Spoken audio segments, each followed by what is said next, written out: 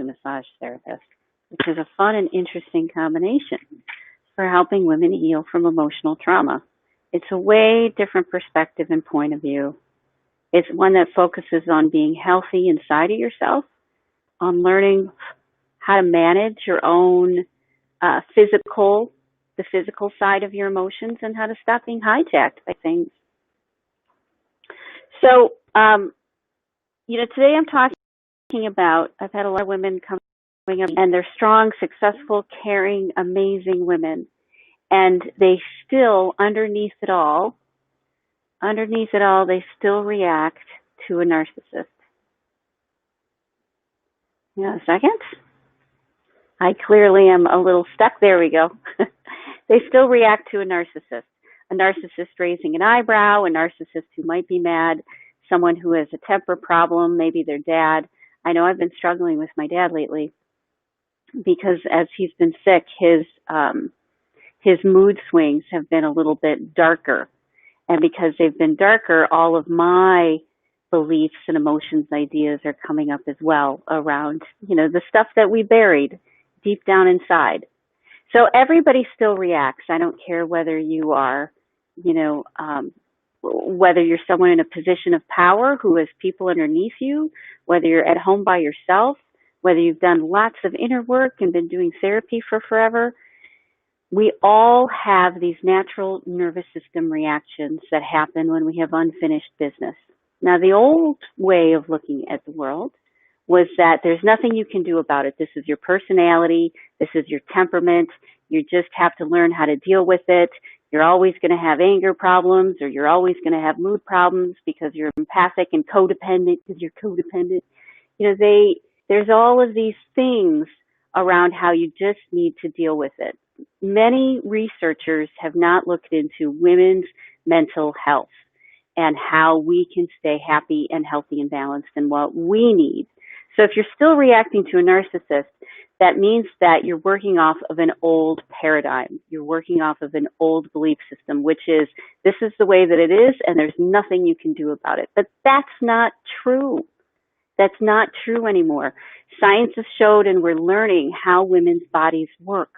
We're learning what you can do when you have mental health issues, when you're triggering, when you're angry, but you don't want to be angry, when you're scared, when you don't want to be scared. They're starting to learn that there are things that you can do about it. And that's one of the most important pieces I need you to have, which is you can do something about this. Now, there may be a part of you that feels completely helpless, like, sure, maybe it works for you, Rita, but it doesn't work for all the rest of us. My trauma is huge. My trauma is overwhelming, or my trauma is buried deeply, or maybe it wasn't trauma at all. A lot of women think that they haven't had any sort of trauma, that they just weren't tough enough, or they were convinced that they weren't smart enough, or convinced that it was all their fault. And that's just not true. So I need you to start absorbing and believing this idea that your mental health matters and there's something you can do about it. You don't have to feel trapped in these feelings of a knot in your stomach, or your throat closing up, or your heart beating too fast, or your head feeling like it's going to explode, or the chronic pain or the chronic illness. You don't have to be there anymore. I can't even tell you that once I started to really learn how to use tools to calm my nervous system down, my whole digestive system totally cleared up, because that's where, 40 years of life I had spent holding on to hurt and anger and pain, and it caused a lockdown in my gut, and that lockdown in my gut turned into, IBS for a while. It turns in, can turn into Crohn's. It turns into digestive problems. You end up taking all sorts of crazy things, making sure you stay on top of your water and your vitamins and your probiotic. And that's important. But I also need you to realize that your emotions are stuck. If you're having gut problems, you probably have a lot of emotions stuck in your gut. So just handling it anymore, just thinking that this is the way that it is, we have to start thinking differently, because otherwise it'll turn into bigger problems. It'll turn into cancer. It'll turn into fibromyalgia. It'll turn into rheumatoid arthritis. It'll turn into digestive problems and Crohn's. When we don't recognize that stress is causing our body to freak out, and we think there's nothing we can do about it, then you're going to path that just won't work for you. You're going to go down a path that'll make you sicker and feel crazier and more out of control. So the first thing I need you to know is that if you stay on the path you're on, you're going to end up feeling sicker. You're going to end up feeling sicker. You're going to end up feeling sicker. But if you start to at least own the idea, maybe embrace the idea that there's something you can do about it, you're going to be on the right track. It's that helplessness and that depression and that hurt and that overwhelm that keeps us stuck in the place where people intimidate us, even though we're strong, capable, powerful women. People still make us cringe inside, even though we've achieved a level of success in our life. This is what you need to start changing and thinking about, is that there are tools and there are ways that you can start to fix this stuff. So the next thing I want you to be aware of is that you really do have all the tools that you need. Just nobody ever really taught you how to use it. Now, I'm in the field of energy healing and mental and emotional health. I work with energy and light workers all over the place. And I've been involved with shamanic and Asian medicine for years and decades. It's a big piece of my life. And many women have been through the same thing. Maybe they've taken ayahuasca, maybe they've used other herbal medicines, maybe they've gone deep into Buddhism or meditation. Maybe you've read all the self-help books that you can read, and you feel like, yeah, great, here's all these good tools, but they're not working for me. One of the biggest problems I had is whenever I had my psychotherapy appointment, it was like at 2 o'clock on a Wednesday. You know, I'd get out of work and I'd go over to my therapy appointment. And when I was there, I was in my capable mode. I was in the mode, the success, the person in charge mode, the one who knew what was going on. And you couldn't really trigger me. You know, not a therapy appointment in the middle of an afternoon. You know, I was by then in control of how I felt, and nothing could sort of that. And I felt helpless. I felt like I'm going to be in therapy for forever. I'm going to be doing this for forever, and it's just not going to work. I know you feel the same way. You've tried to calm down. You've tried walking, but, you know, it's hit or miss. It's, you know, you could walk sometimes for hours and it wouldn't clear things up. All the tools that you've been using, there's a part of you that thinks, but really the missing piece is you didn't learn when to use them, and you haven't been supported in your belief system that you're supposed to use them. You're supposed to put yourself in a good place. You're supposed to live in a place of calm and ease and peace. That's where you're supposed to live. But the world around us, typically for women, has been that, no, you don't have a right to live. Your job is to make people around you happy. Your job is to be the one who brings the family together. Your job is to make sure that everybody else is okay.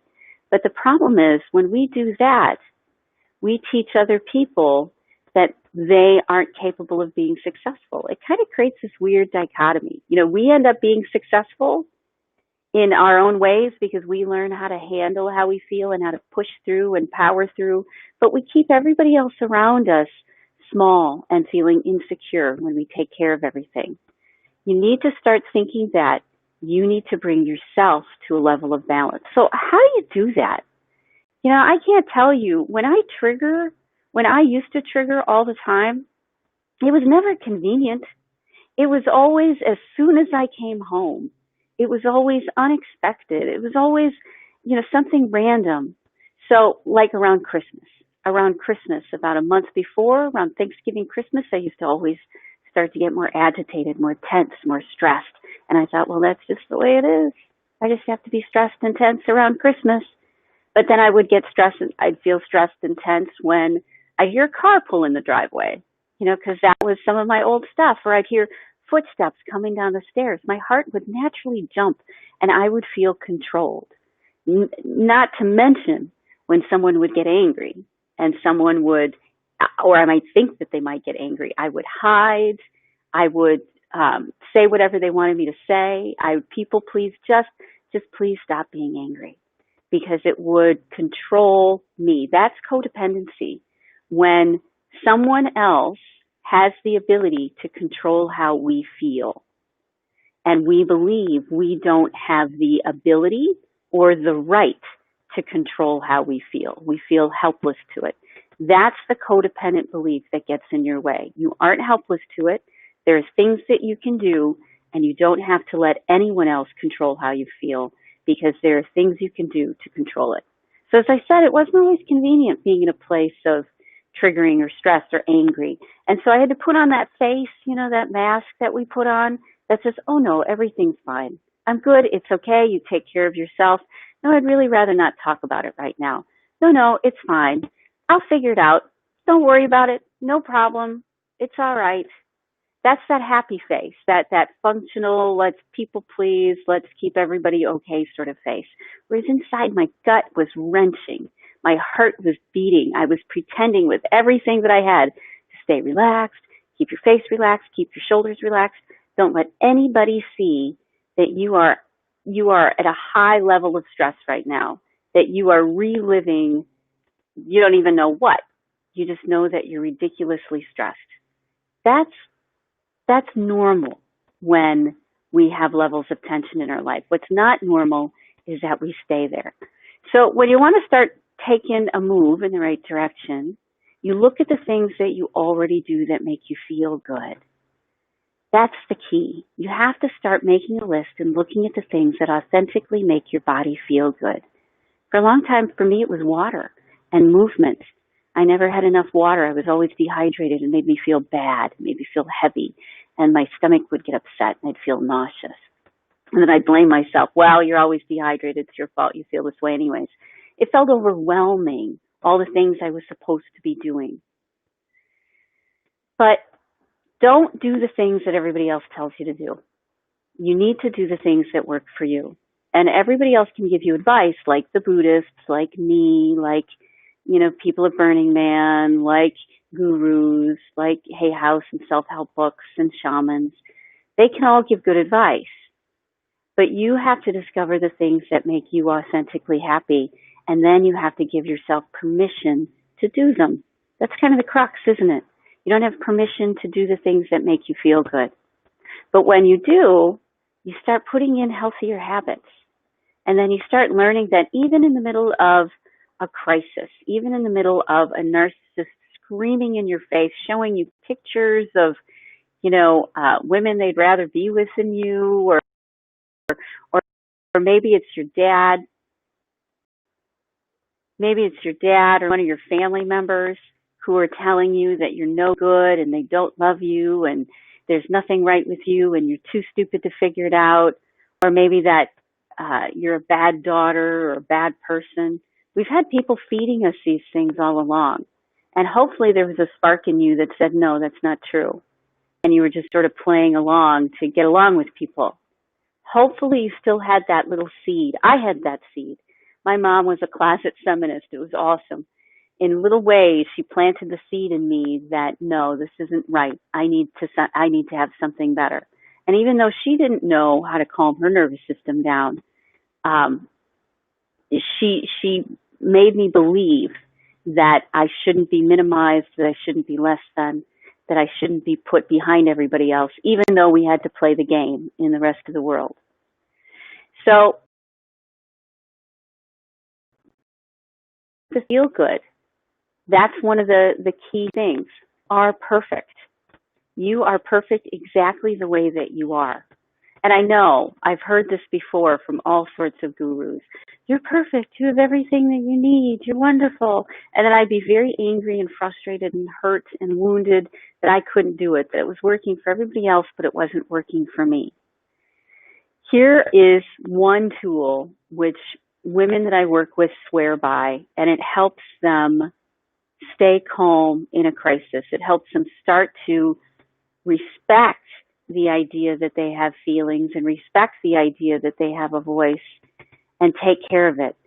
So when you were little and someone frightened you, you were supposed to have somebody with you who calmed you down, who brought you back to center, who helped you process through what your thoughts and feelings were. But there aren't that many people like that anymore.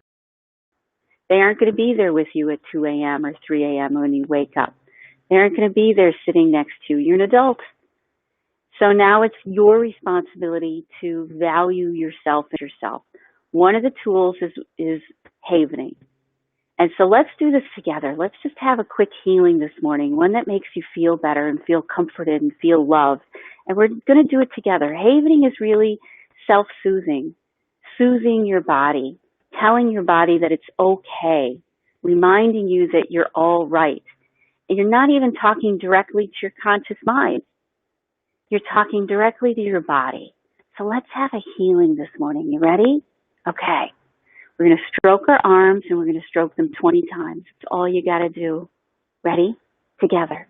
1, 2, 3, 4, 5, 6, 7, 8, 9, 10, 11, 12, 13, 14, 15, 16, 17, 18, 19, 20. You just physically notice that your stress has come down a little bit.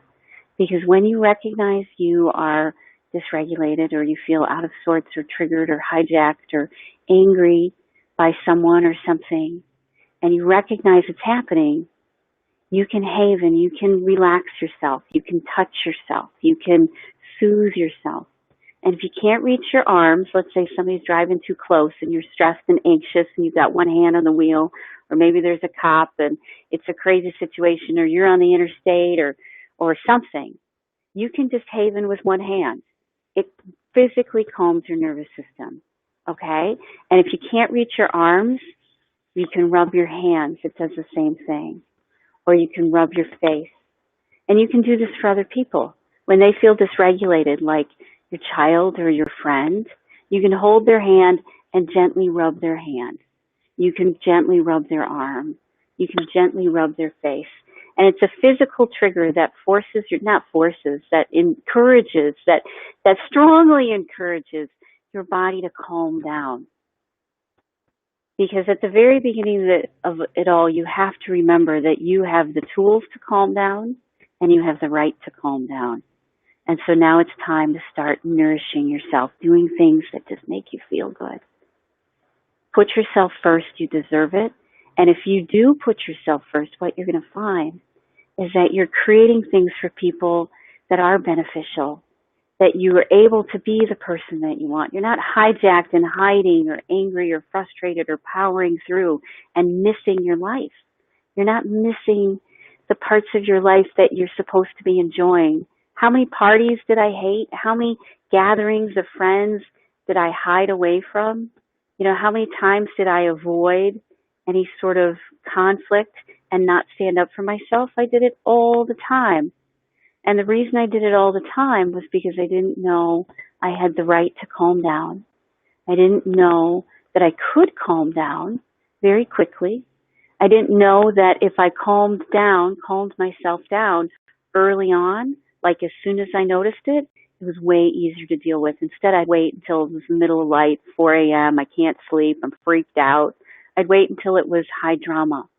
But if you start cleaning it up as soon as you notice it, as soon as you feel intuitively a little bit tense or a little bit stressed out, you do something. Go for your walk, hug your tree, go outside in bare feet. You have to recognize that you're stressed and then go love yourself. Go do something that makes your body feel good and makes you feel good. And if you do that, you're going to find you're less reactionary. You're going to find that you can be the person that you wanted to be. You're going to find that you can stand up for yourself. And you can find that your stomach doesn't knot up anymore. Your digestion starts to work. Everything starts to work together. That's what you find out. It's very, very cool stuff. It's a different pathway than you were taught. You were taught a good woman sacrifices and suffers, and you have all those emotions around that. A good woman does not sacrifice and suffer. A good woman nourishes herself so that she can be a leader to the world. She makes sure she gets her needs met so that she can step into that role and not feel like Not allow bullies to go around bullying everyone anymore. You get to start respecting yourself and helping the people that you love respect themselves too. So if you're feeling trapped, you don't have to be. Go to inspiremassage.com, check me out. If you're feeling helpless, you don't have to be, even though it feels like it, even though it feels like you're out of control. You deserve to put yourself first. And if you put yourself first, you're going to find your life starts to change pretty quickly. And if you want some help with that, reach out. I do 2 free strategy calls. I'd love to talk with you. And we can look at what you can do, get you on a good game plan, and look at what resources we have that can get you out of the hole. Okay? So I hope you have a great rest of your day. I'm doing a healing on Sunday. Together we'll do healing Sunday night, 8 p.m. Central Standard Time. Give yourself 90 minutes. I call it a 90-minute virtual vacation. Reach out if you want the link, or just keep your eyes open for the event. All you have to do is just join the Zoom call or watch the restream and follow along. We're going to do my healing practice that I do for myself. We're going to do it with everybody so that you can start healing too. You don't have to do this alone. There's no charge. There's no anything. Just show up, be a part of the call, and we're going to get you moving in the right direction, and we're going to get your body to start to heal itself. I know what I'm doing, and we can absolutely help you out. Absolutely, Cheryl. I'll make sure you get the link. No problem. So have a great rest of your day. Hopefully I'll see you Sunday. Have a great weekend, and I'll talk to you later. Bye.